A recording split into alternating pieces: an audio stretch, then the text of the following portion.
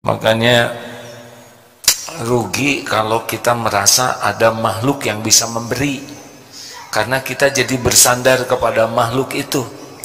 Kalau hati kita sudah bersandar kepada makhluk, ingin diberi, ingin dihargai, udah pasti hidup kita tidak bahagia, gelisah, takut dia tidak memberi.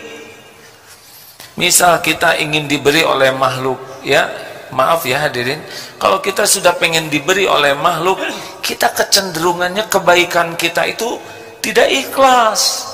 Baik itu supaya dia jadi baik ke kita, kita baik, kita nyapa assalamualaikum om, supaya dia ngasih.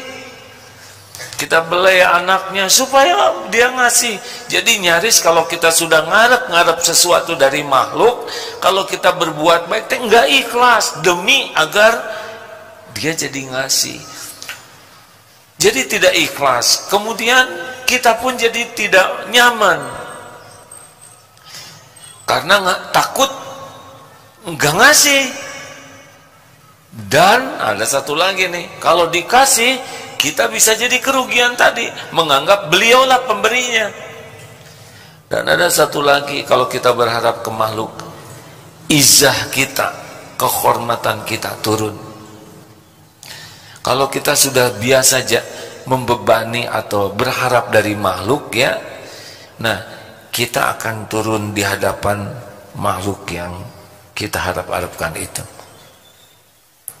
Ini beneran hadirin.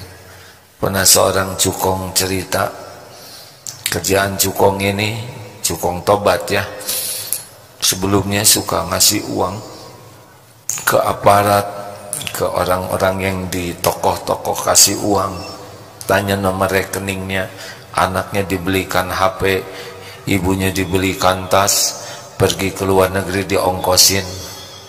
Akibatnya si pejabat ini nggak ada apa-apanya di depan tukang itu. Walaupun di kantor pangkatnya tinggi, mungkin direktur, mungkin komandan, tapi di hadapan yang suka memberinya tidak ada apa-apanya. Sama yang suka nyetop-nyetop di jalan, misal ya, walaupun badannya bagus, di sini pistol, di sini borgol, ya segala macam dipakai, tapi kalau sudah begini, sudah hancur saja, tidak ada wibawa. Makanya kerugian bagi kita kalau kita menganggap ada pemberi selain dari Allah. Padahal nikmat apapun semuanya milik Allah. Apa saja nikmat itu milik Allah. Lillahi ma fis samawati wa ma fil ard. Semuanya milik Allah. Kita ingin sholat khusyuk, Allah yang bisa ngasih khusyuk. Kita ingin tenang, Allah yang bisa bikin tenang. Kita ingin rezeki, cuman Allah satu-satunya pemilik rezeki. Saudara ingin jodoh, Allah lah yang menanamkan cinta, Allah yang menikahkan, Allah yang membiayai. Kita sakit, cuma Allah yang bisa menyembuhkan. Apapun hanya bisa terjadi dengan izin Allah. Apapun, nikmat ataupun musibah. Bergabung jin dan manusia seluruhnya mau ngasih ke kita, tapi Allah tidak menghendaki, tidak akan pernah terjadi sama sekali. Seluruh jin dan manusia bergabung akan mencelakakan kita. Kalau Allah tidak izinkan, nggak bisa celaka. Ini tubuh milik Allah, tidak jatuh sehelai rambut pun kecuali Allah yang mengizinkan. Ini Bapak tentara dinas di mana nih, Pak Alfian? Di Ajenat Bangka. Ajenat perang nggak sih? Nggak perang itu mah ya, staff ya. Yang perang juga ada tidak bisa meninggal kecuali sudah waktunya. Ayah saya juga tentara, tidak meninggal di medan perang. Ya, Khalid bin Walid radhiyallahu anhu bertempur setiap medan perang, tidak. Karena ajal itu Allah yang menetapkan, juga tempatnya, juga caranya. Maka ini serius sekali nih. Latihan pertama dan utama adalah latihan tidak berharap dari makhluk. Kenapa banyak ibu-ibu yang menderita? Karena berharap dari suami. Kenapa banyak murid yang kurang ikhlas? Karena berharap dari guru. Udah, jangan berharap dari makhluk, karena makhluk itu cuma jalan, bukan sumber. Pembeli sumber rezeki bukan. Karena ada perumpamaan, pembeli adalah raja. Benar tidak itu? Benar, kalau yang belinya raja. Kalau yang belinya santri ya boro-boro raja ya. Kita baik ke pembeli bukan supaya dia beli. Kita baik ke pembeli, surat Al-Baqarah ayat 195. Wa ahsinu innallaha yuhibbul muhsinin. Dan berbuat baiklah kalian, karena Allah mencintai orang berbuat kebaikan.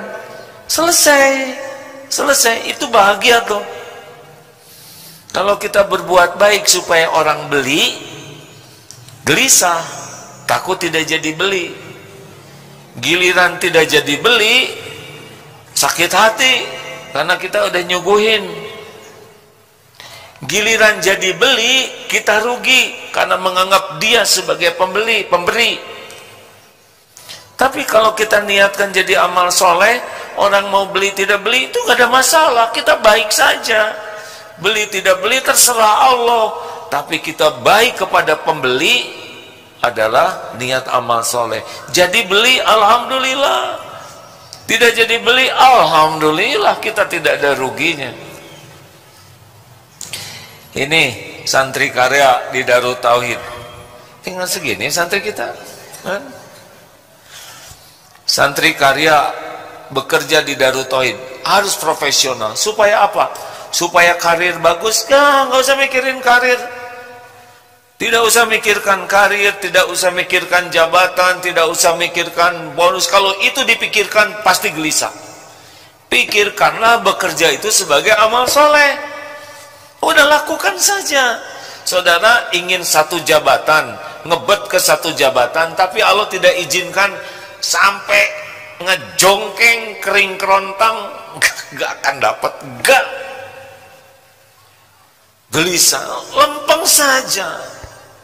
Bikin konten nih, medsos, gak usah pusing, like, unlike, subscribe atau tidak, gak usah pusing. Bikin konten yang Allah sukai, sudah. Mau ada yang nonton, tidak ada yang nonton, sama Allah yang menilai. Benar? Nanti kalau Allah mau kehendaki, semua yang viral itu Allah yang kehendaki. Tidak ada. Banyak yang ingin viral, enggak viral-viral, ya kan? Ada yang tidak ingin viral, malah viral. Apakah viral tanda kesuksesan? Sama sekali tidak. Sukses itu cuma satu, Allah ridho. Kalau bikin konten demi like, demi subscribe, demi follower, pasti gelisah. Cobalah, oh ini masa enggak like, ini malah jempolnya kebalik. Atau enggak apa-apa, orang jempol begini ke kita, tinggal kita aja jempol sendiri, ya. Ternyata di komentar-komentarnya tuh komentar enggak enak, jadi jengkel sendiri. Gimana supaya kita tetap tenang menghadapi komentar yang enggak enak? Ya jangan dibaca, ya. Tapi udah kebaca, ya sudahlah, nggak apa-apa. Sesuka orang menulis komen apa aja. Tuhan kita kan Allah, bukan komen. Betul? Oh enak hadirin. Kalau hidup kita cuman ingin ridho Allah, nggak ribet. Orang mau tahu, orang mau nggak tahu, nggak ada masalah. Allah pasti tahu. Orang lihat, orang nggak lihat, nggak ada masalah sama sekali. Allah pasti lihat. Wa kafa billahi syahida. Cukup Allah yang jadi saksi. Ini bahagia tuh di situ. Bahagia tuh bukan dapat piala, bahagia itu mah semu. Semu. Bahagia asli itu adalah ketika kita tidak berharap dari makhluk, hanya berharap dari Allah yang maha dekat, maha tahu segalanya, maha baik, maha pengasih, maha penyayang, maha adil, tidak pernah mengecewakan.